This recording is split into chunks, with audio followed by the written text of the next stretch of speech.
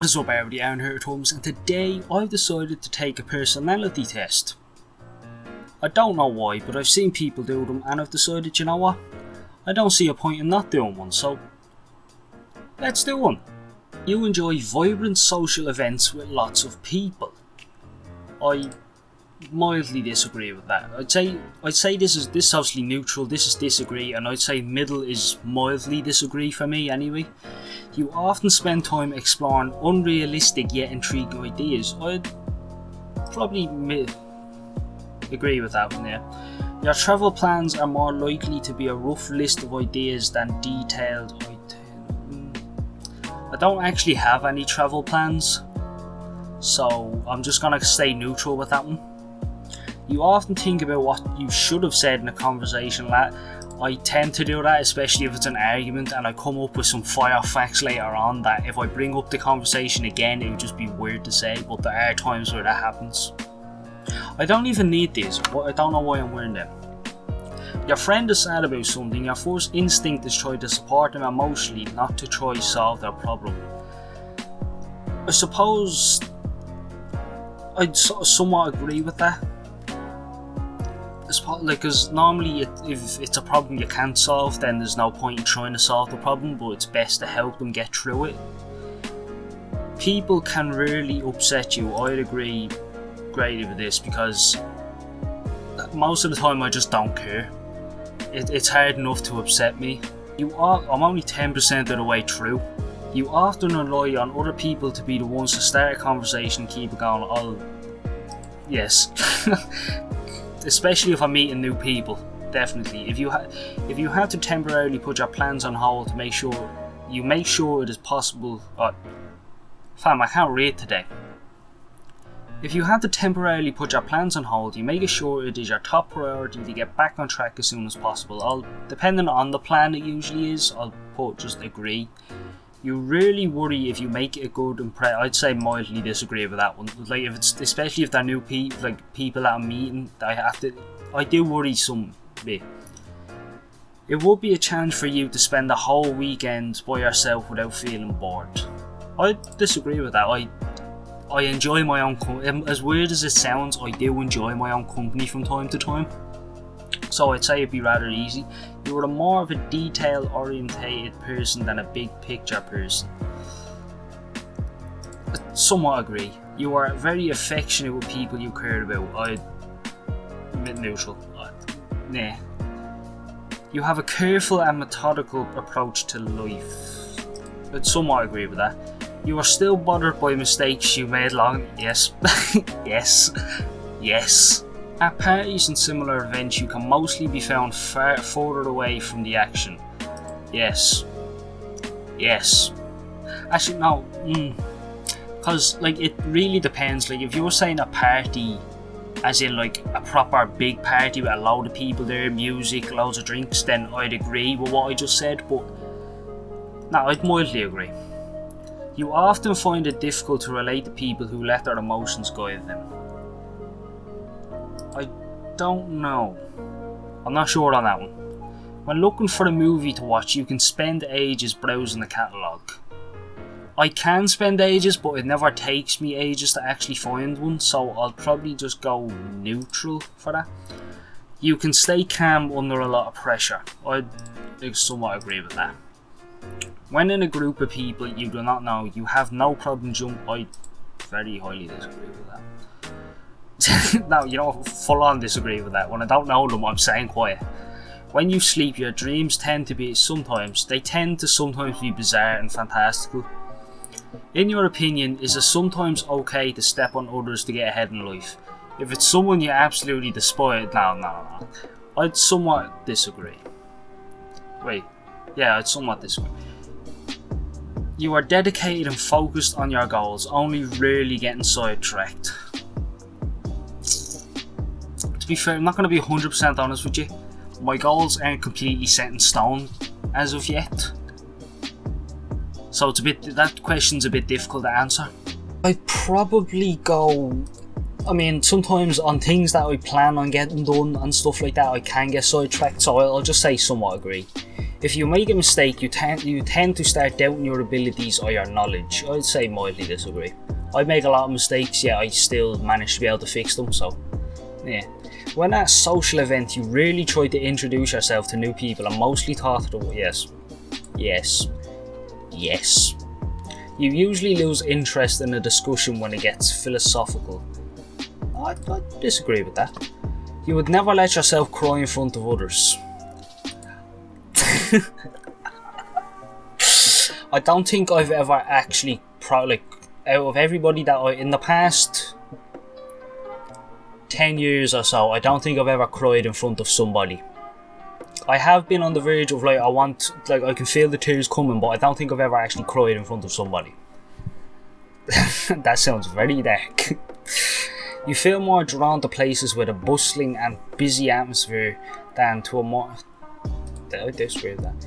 You like discussing different views and theories on what the world could look like in the future. Yeah, I do. I like to think of what the future could hold. When it comes to making life-changing choices, you mostly listen to your heart rather than your head. I disagree with that. You cannot imagine, because realistically, if you go with what your heart goes with, you're not thinking logically. So, I mildly disagree with that actually. You cannot imagine yourself dedicating your life to the study of something that you cannot see, touch or experience. I'm taking this as a religious question, and I'm not religious at all. I don't believe in Jesus, I don't believe in God, I don't believe in any bullshit like that. Like, what man can walk on water?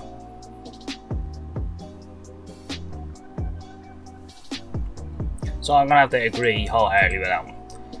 You usually prefer to get your revenge rather than forgive. Ooh.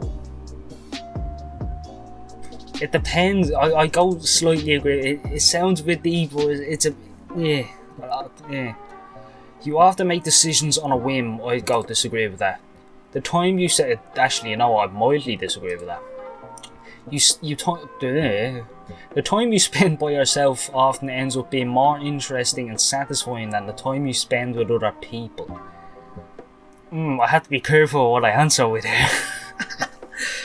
No, I tend to find myself, when I'm in my own company, I tend to interest myself in things, and I would say I satisfy. I'd go mildly agree, because there are times where I'm out with people and I'm just as satisfied and interested in it. You often put special effort into interpreting the real meaning or the message of a song or a movie.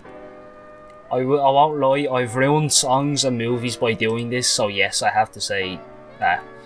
You always know exactly what you want. That's a disagree and a half. You really think back on the choices you made and wonder what you could have done differently. Disagree. Well, 60% already, Jesus. When in a public place, you usually stick to quieter and less crowded areas, yes. You tend to focus on present realities rather than future possibilities. I disagree with that, because I go neutral, because I'm about 50-50 on that. You often have a hard time understanding other people's feelings. I'll disagree with that. When starting to work on a project, you prefer to make as many decisions up front as possible. I go agree. No, mildly agree. When you know someone thinks highly of you, you also wonder how long it will be until they become disappointed in you. Now, you feel comfortable just walking up to someone you find interesting and striking... Hell no. You often drift away into daydreaming about various ideas. Yes. You look after yourself first, then others come second. I disagree. I tend to put other people first. And I kind of see that as it's a course. It's a blessing and a curse, because you don't really think of yourself as much as other people. Even when you have planned a particularly daily routine, you usually just end up doing what you feel like at any given moment. I can agree to that. Your mood can change very quickly. That's a big agree.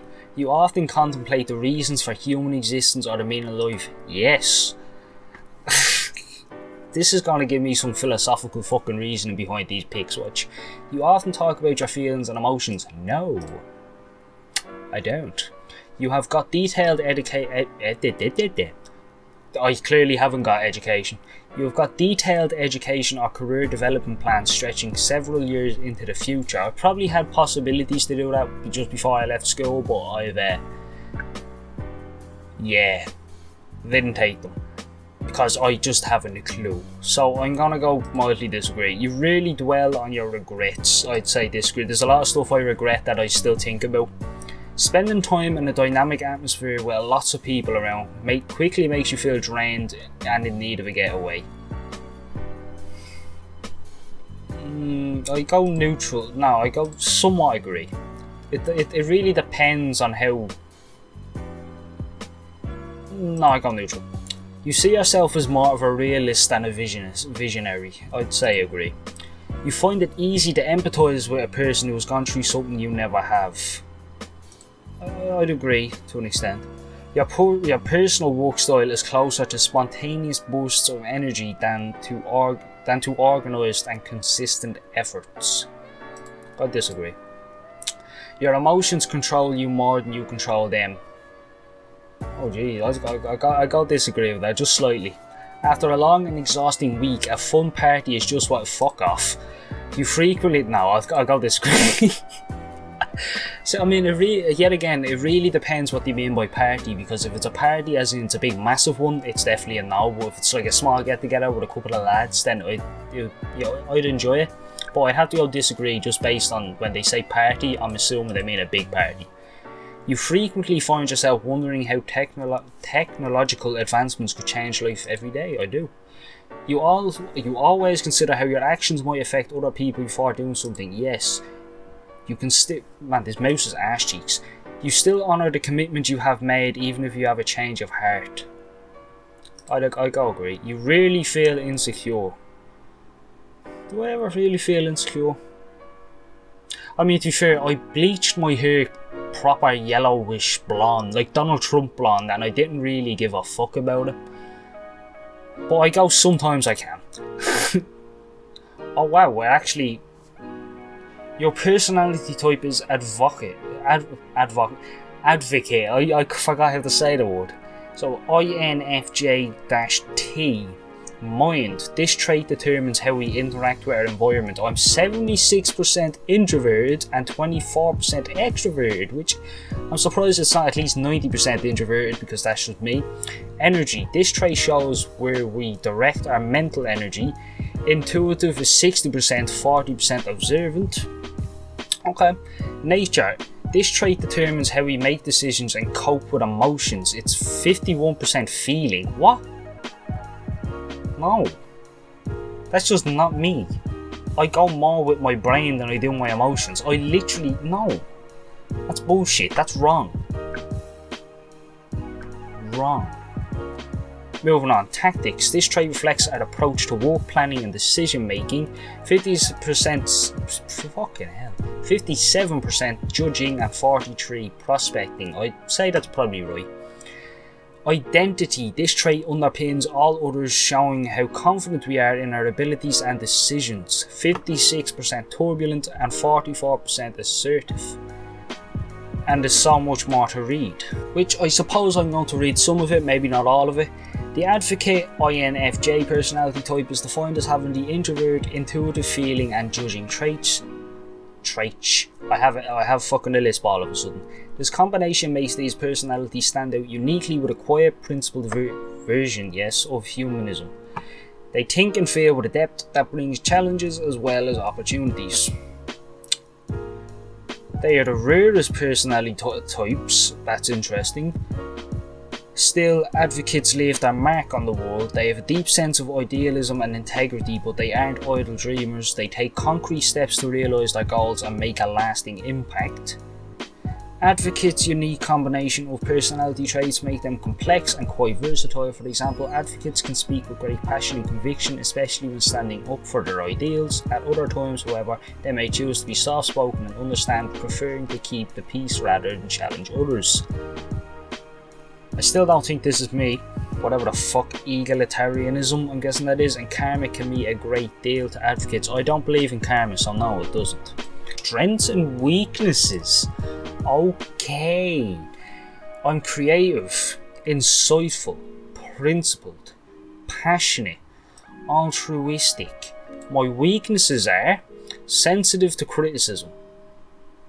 No. I love criticism. I take criticism to the fucking head and I use it. So that's definitely not me. reluctant to open up. That's me.